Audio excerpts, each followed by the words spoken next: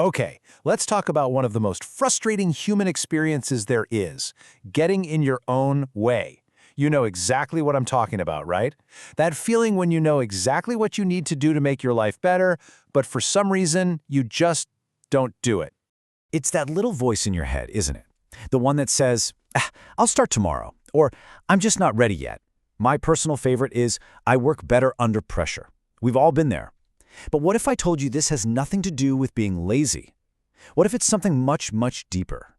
Well, this is what's known as the ambition trap. It's this bizarre situation where the more you want something, the more you feel like you're hitting an invisible wall. And let me be clear, this is not a personal failing. It's a really common pattern of self-sabotage, and it shows up in some pretty sneaky ways. I'm talking about things like procrastination, perfectionism, overthinking. These aren't just bad habits. You've got to see them for what they are. They're symptoms. They're just the tip of the iceberg, the visible signs of a much deeper conflict that's happening inside your own mind. So, let's get right to the heart of it. Why on earth does this conflict even exist? Well, here's the big idea. This whole tendency to get in our own way, it's not a bug in your system. It's actually a feature of how our brains are designed. It's all about our ancient wiring.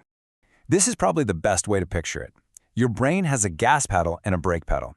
Your ambition, your desire to grow and succeed, that's the gas. But your ancient survival brain, the part that's wired to avoid risk and anything new, that's the brake. And here's the kicker. That brake is twice as strong as the gas. No wonder we feel stuck so often. And this brake pedal, it actually has a name. It's called present bias. Our brains are literally hardwired to want the easy, comfortable reward right now way more than some amazing benefit in the future. It's why scrolling on your phone feels so much better than starting that workout. We're choosing instant comfort over long-term growth almost every time. And the price we pay for staying stuck, it can be devastatingly high. I mean, just take perfectionism, for example. One study found that people who identify as perfectionists had a 51% increased risk of death. Let that sink in. 51%. This isn't just about missing a few opportunities. This is stuff that has very real, very serious consequences for our health. But here's where the whole thing gets even weirder. What happens when we actually manage to slam on that gas pedal and push past all the resistance? What happens when we actually achieve our goals? Well, it doesn't always feel the way we imagine it will. And that leads to a really surprising paradox. I mean, has this ever happened to you? You finally get the promotion, you finish the massive project, you hit that huge milestone, and instead of feeling this wave of lasting happiness, you just feel kind of empty? Or even worse, you just look up and see an even bigger mountain you're supposed to climb now. Psychologists have a name for this. It's called the arrival fallacy.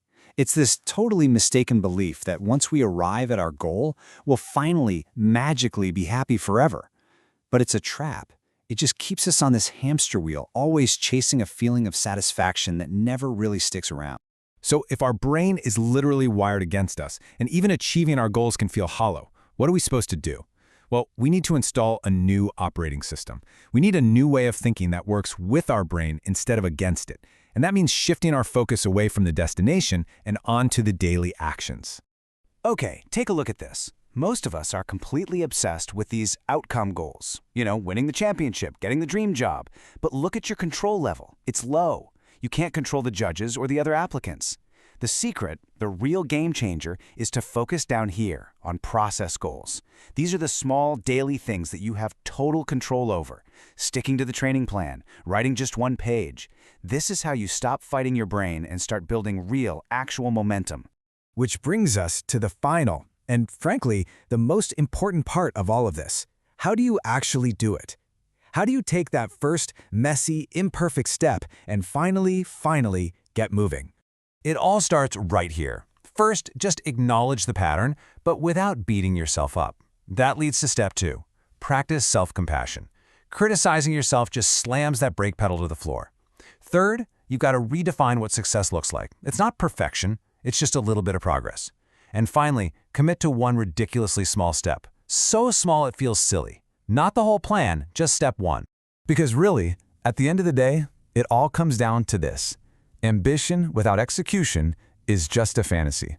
All the incredible plans and dreams in the world don't mean a thing if you don't actually take action.